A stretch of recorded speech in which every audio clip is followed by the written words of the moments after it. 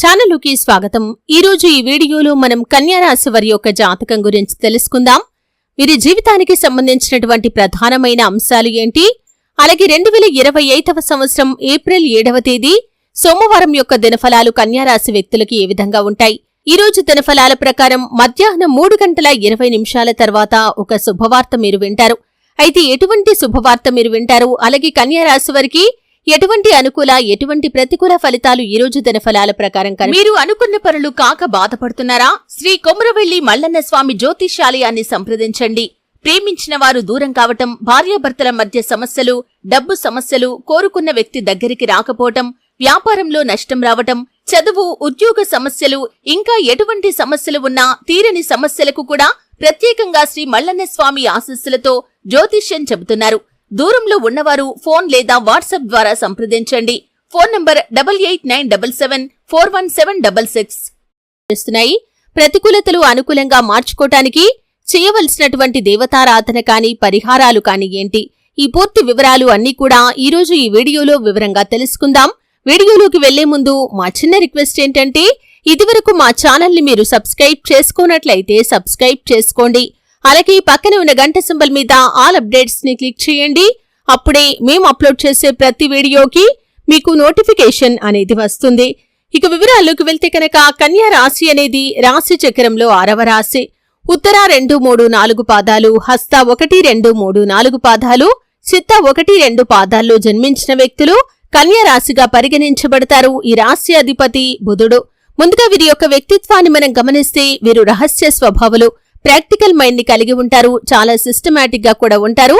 ఏది మంచి ఏది చెడు అనే అవగాహనతో ముందుకు వెళ్తూ ఉంటారు. జీవితంలో ఎన్ని నిందలు ఆరోపణలు కలిగినా కానీ వాటిని అధిగమించే శక్తి సామర్థ్యాలు కూడా వీరికి ఉంటాయి.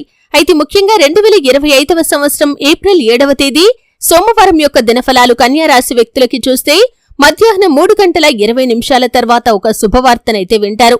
ఒక్కొక్కరి జీవితం ఒక్కో రకంగా ఉంటుంది. అలాగే మీ యొక్క లైఫ్ లో కోరికలు కూడా భిన్నంగా ఉంటాయి. అంటే మీ యొక్క లైఫ్ లో ఒకరికి ఉద్యోగం రావటం అనేది ఒక పెద్ద గుడ్ న్యూస్ అయితే, మరొకరికి పెళ్లి కుదరటం అనేది ఒక పెద్ద గుడ్ న్యూస్, మరికొంతమందికి ప్రమోషన్ రావటం. ఈ విధంగా మీ యొక్క జీవితంలో ఎటువంటి శుభవార్త కోసమైతే చాలా కాలంగా మీరు ఎదురు చూస్తున్నారో అటువంటి శుభవార్తనైతే మీరు ఈ రోజు రిసీవ్ చేసుకునే అవకాశాలు కనిపిస్తున్నాయి.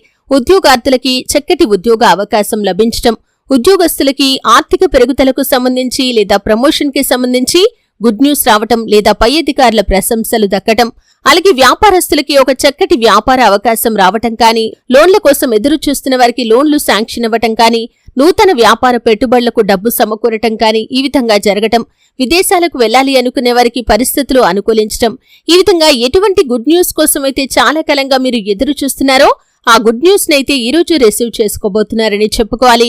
ఇక మిగిలిన అంశాలు చూస్తే మిశ్రమంగా కనిపిస్తున్నాయి. ఈరోజు కుటుంబ సభ్యుల్లో ఒకరితో చిన్న చిన్న మనస్పర్ధలు ఉన్నాయి, జాగ్రత్త పడండి. సమస్య తీవ్రత పెంచుకోకుండా తగ్గించుకోవటం అనేది మీ చేతుల్లోనే ఉంటుంది. అంటే బంధాలను కాపాడుకోవటం కోసం కొన్నిసార్లు రాజీ పడటంలో ఎటువంటి తప్పు లేదు కాబట్టి బంధాలను కాపాడుకునే ప్రయత్నం చేయండి. అలాగే కన్యా రాశి వారు చాలా కాలంగా ఏదైనా ఉద్యోగ జీవితంలో సమస్యతో బాధపడుతున్నట్లయితే ఈరోజు రిలీఫ్ లభించే అవకాశాలు కనిపిస్తున్నాయి.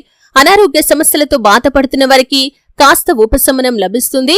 కానీ ఎవరైతే బయటి ఆహార పదార్థాల జోలికి వెళ్తారో, ముఖ్యంగా 70-80 ఏళ్ల పైబడిన వ్యక్తులు బయటి ఆహార పదార్థాలు భుజించడం ద్వారా ఫుడ్ పాయిజన్ జరిగే అవకాశాలు ఉన్నాయి. వాంతులు, విరేచనాలు ఇబ్బంది పెట్టే అవకాశాలు ఉన్నాయి. కాబట్టి మీరు బయటి ఆహార పదార్థాలకు దూరంగా ఉండటమే ఉత్తమం.